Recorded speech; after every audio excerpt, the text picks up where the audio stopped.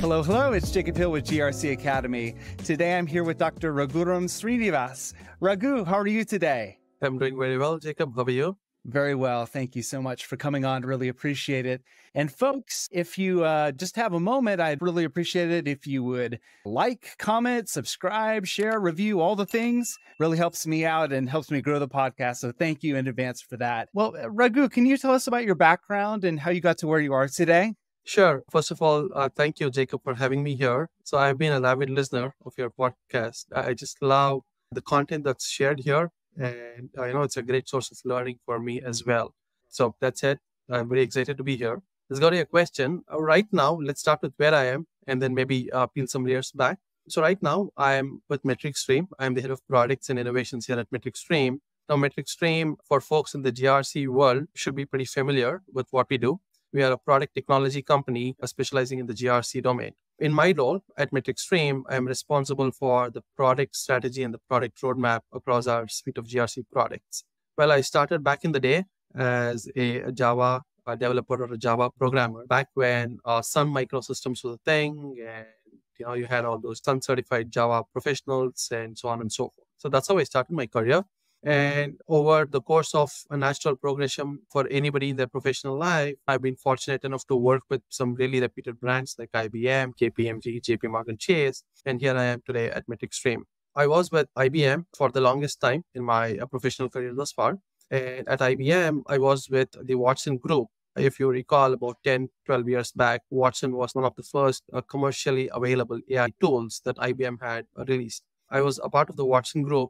And when I was with the Watson Group, I learned how to use an AI system. But then as I was working, trying to solve some real world use cases in the finance and healthcare domain with Watson, I realized very quickly that this was a vast domain in itself, right? Which was this AI machine learning. So I knew to some extent how to use the Watson system, an AI system, but I didn't know how it was built. So that kind of motivated me to get into more academic areas of learning a bit more about machine learning, AI, so on and so forth.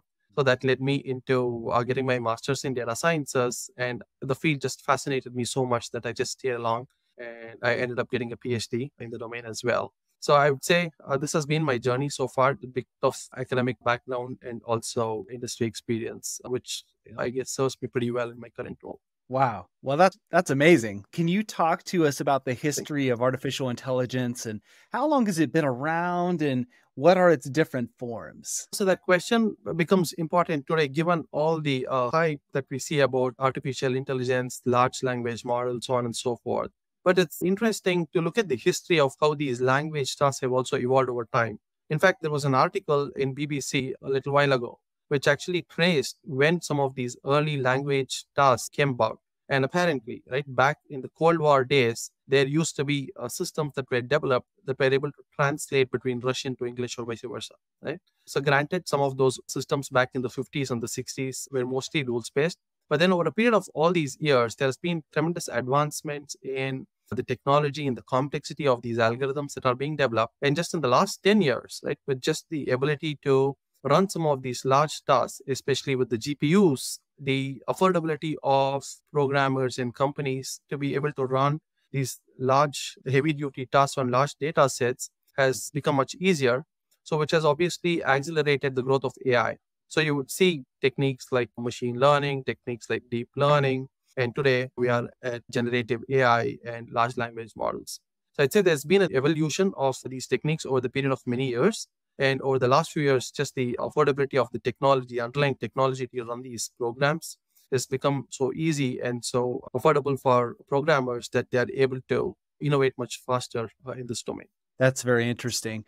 Talk to us about machine learning and can you give us an example of what that might look like? So machine learning, essentially, as the word, ability of machines to be able to perform certain tasks which involve predicting outputs given a set of inputs or looking at data, mostly structured data, and trying to find patterns among data.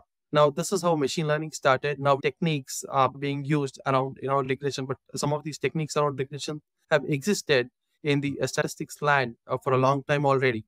Then over the period of the last 20, 25 years, there have been advancements in this field as well, right? So with these bagging and boosting methods, you would hear terms like random forests or boosted trees, so on and so forth. Now, these kind of spurred on the growth in the field of machine learning.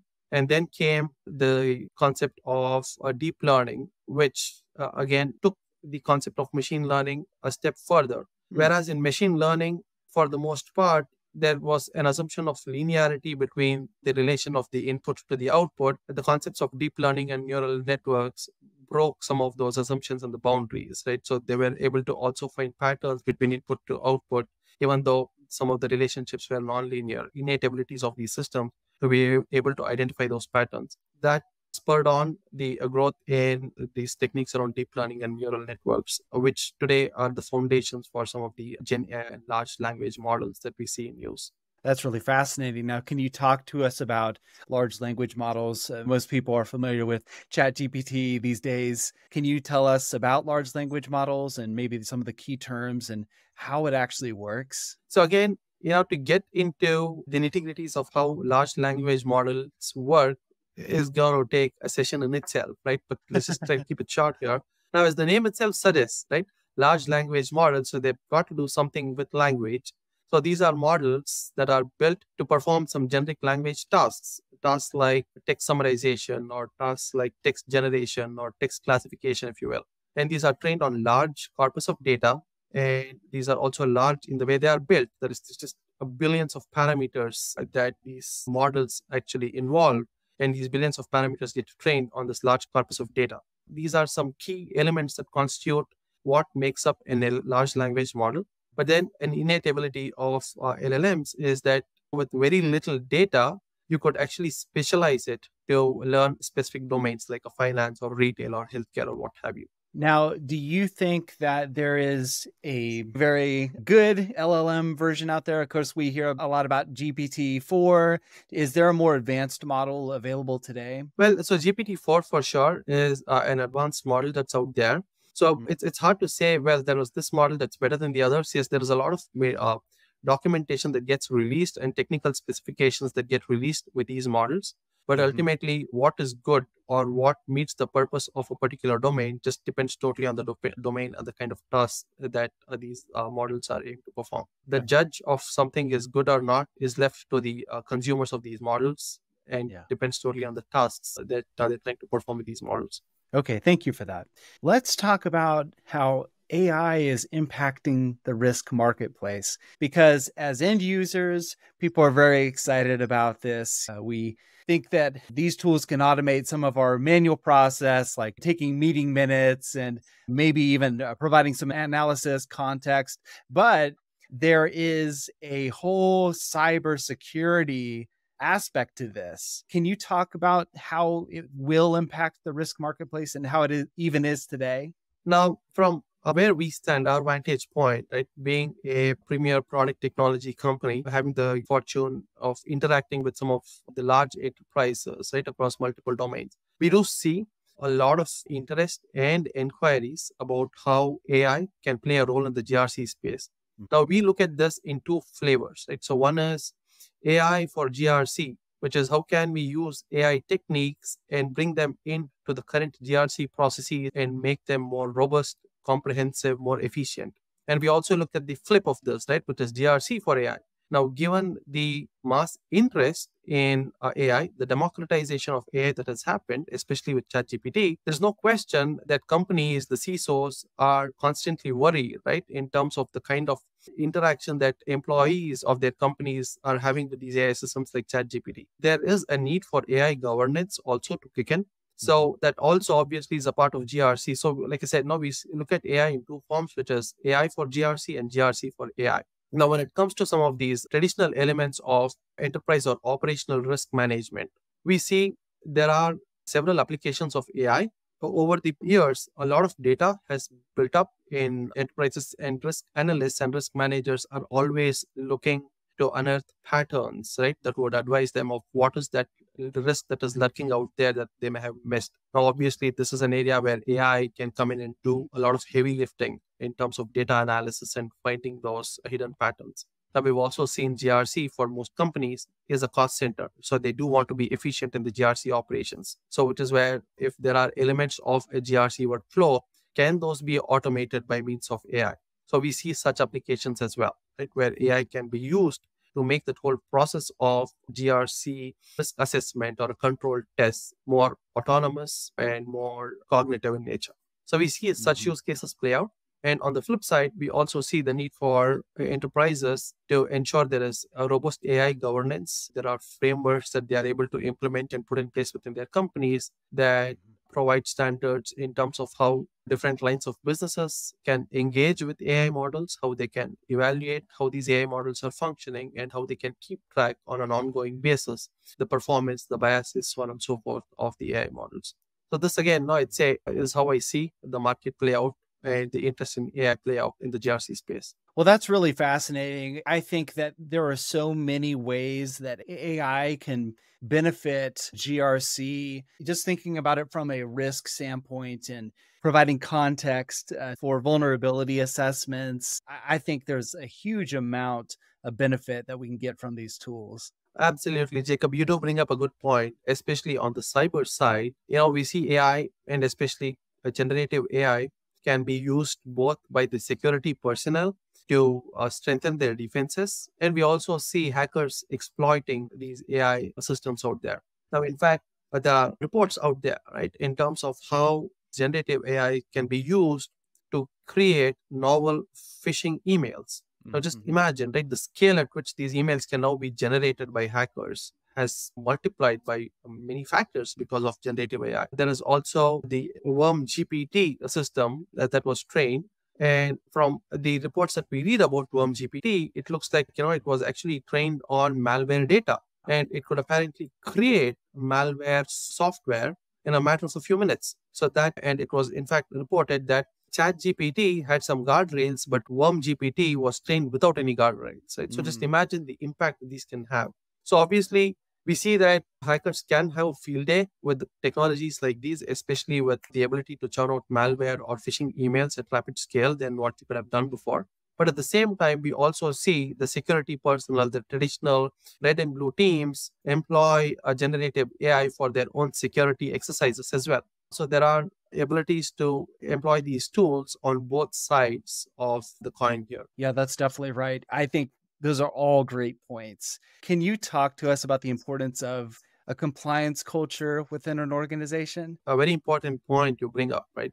So firms need to have a good compliance culture. And what I mean by that is the firms need to understand exactly the regulations that they need to be compliant with. Not only should select personnel within the firm understand it, but they also need to democratize this knowledge among their employee base. And that goes back to ensuring that there are good policies in place. These policies are understood easily by their employees, and these policies are adhered to by their employees. But I also believe this compliance culture is the bare minimum companies have to have, right? So again, these are regulations companies have to follow. But what I feel is more important is for companies to have a risk-first mindset, right? Which allows them to operate at a much higher level to identify that, yes, they are compliant, they are doing the bare basics that is necessary to be compliant to regulations, but they also operate at a higher level of having a risk-first mindset where they know what are all those risks that could be out there and how they can train their employees to also recognize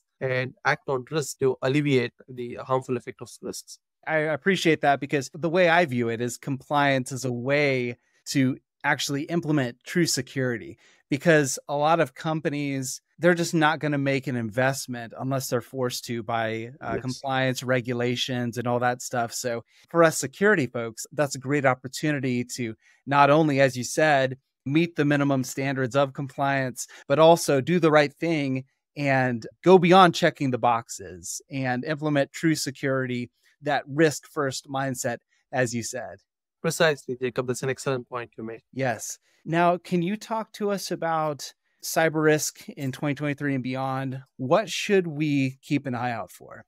Absolutely. And that's a very important question, right? And it's an existential question for cybersecurity professionals to address. And we've seen the kind of widespread ramifications that these have. So I would say to your point, yes, the cyber risk in 2023, I would say the risk levels are much elevated given some of these recent events that we've seen and some of the players that are involved in affecting such large scale damage. Now, add to that the kind of technologies that are out there as well. What we just covered was the intent of people to do harm. Then the ability to do harm is quite within reach of people. Now we go back to those examples of ChatGPT or generative AI and how it could be misused by hackers to generate malware or to generate phishing emails, so on and so forth. So this also adds, right, to the ability of the hackers to do real harm to individuals, to organizations, and we're also seeing of late a lot of attacks happening on the state and government offices as well. Right. And I think that critical infrastructure is going to be key as well. And just hardening that against attacks, because as we've recently seen, that is definitely a part of warfare going forward. Anything else you'd like to leave us with? So I'd like to go back to the point you made, right, which is compliance culture and a risk-first mindset. Now, we believe having the luxury of talking to a lot of our customers, learning from our customers, learning from large enterprises. It's very important for enterprises to have a compliance-first culture, but they need to operate at an elevated level of a risk-first mindset.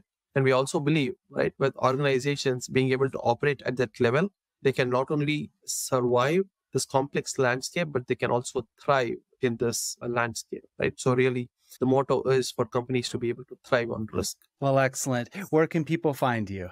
So they can find me on LinkedIn. I'm quite easy to find on LinkedIn. Also, reach out to me through our MetricStream website. Now, we do have a robust media and a press office, so we are happy to take queries and respond to questions through those channels at MetricStream as well. Well, excellent. Thank you so much for the conversation. I enjoyed it. Really appreciate you coming on, and have a great week. Likewise. Thank you, Jacob.